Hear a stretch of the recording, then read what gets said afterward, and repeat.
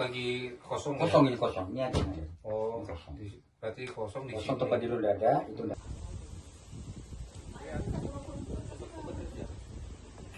Oke, Bu Lurah, bisa dijelaskan ini kan ada informasi adanya pembuatan home industry pembuatan narkotika di wilayah perapatan ini. Mungkin bisa dijelaskan seperti apa, Pak Lurah? Baik, lokasi kejadian di RT 38 ya, di Kelurahan Perapatan pada Kamis malam.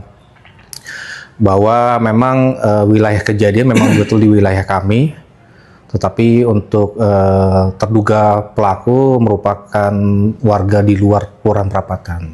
Kebetulan di tempat rumah orang tuanya yakni ibunya. Dengan adanya ini langkah mitigasinya apa nih Pak dari kelurahan mungkin?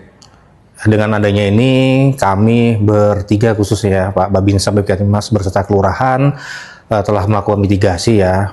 Ya jelas kami selalu masif menyampaikan kembali kepada masyarakat terkait bahaya narkoba, mengaktifkan kembali kegiatan poskamling ya, jaga malam, kemudian juga mengajak untuk anak-anak muda khususnya berkegiatan positif, mungkin olahraga dan kegiatan keagamaan di wilayah masing-masing.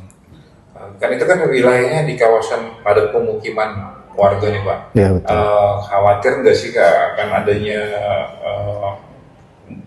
masalah-masalah yang lain setelah itu, mungkin ada limbahnya atau mungkin malah pemakai narkoba jadi di sekitar situ jadi banyak, atau mungkin bahaya kecelakaan dengan adanya pembuatan home industry itu?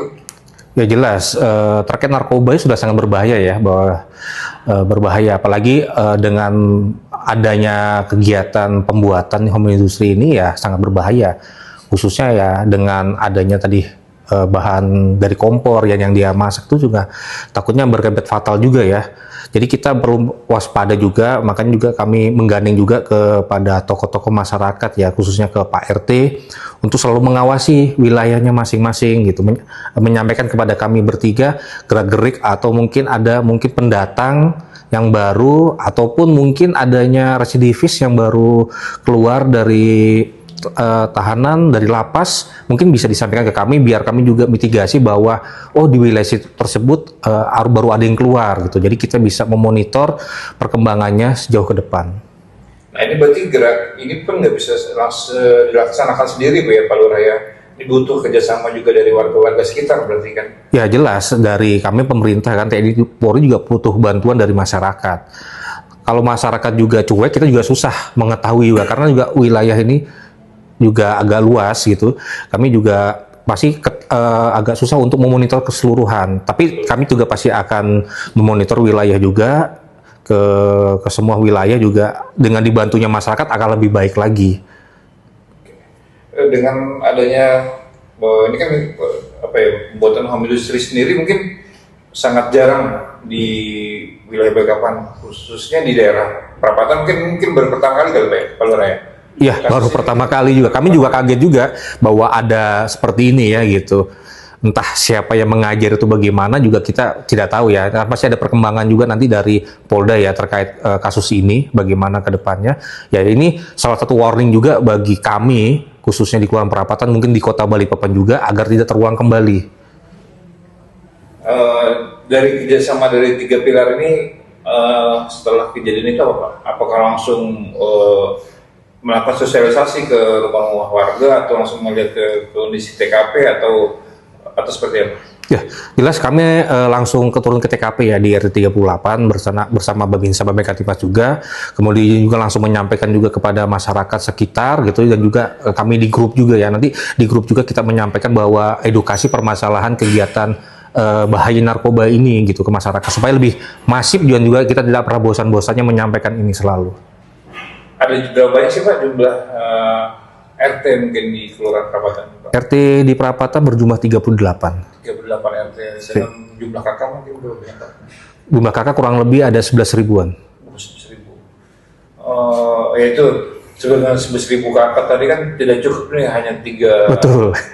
Makanya itu butuh kerjasama dari dari RT setempat dan juga tokoh masyarakat dan warga-warga sekitar. Iya, tentunya. betul ya. Mungkin apa yang mau disampaikan kepada warga-warga khususnya yang ada di wilayah Perapatan Pak Lurah?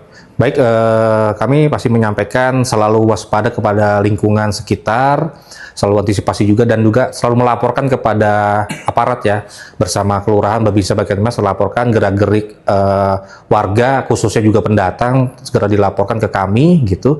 Yang sungkan-sungkan juga menegur warga apabila ada hal-hal yang janggal gitu.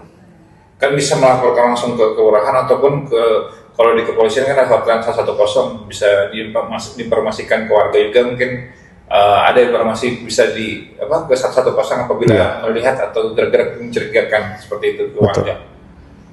Nah, kalau ke kelurahan sendiri bisa langsung datang ke kelurahan atau seperti apa PRT untuk misalkan ada informasi-informasi yang kalau untuk kelurahan bisa langsung ke kami, ke kantor kelurahan, ataupun bisa koordinasi juga ke nomor saya atau nomor staf kami, ataupun juga bisa lewat Pak RT juga bisa gitu. Jadi kami pasti welcome lah karena milik masyarakat juga.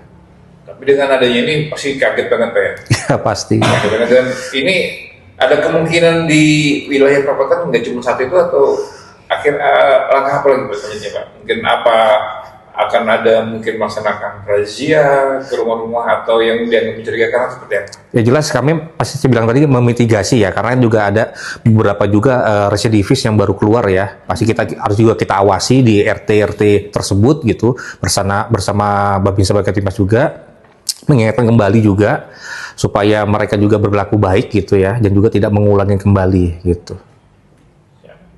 Download Tribun X sekarang, menghadirkan lokal menjadi Indonesia.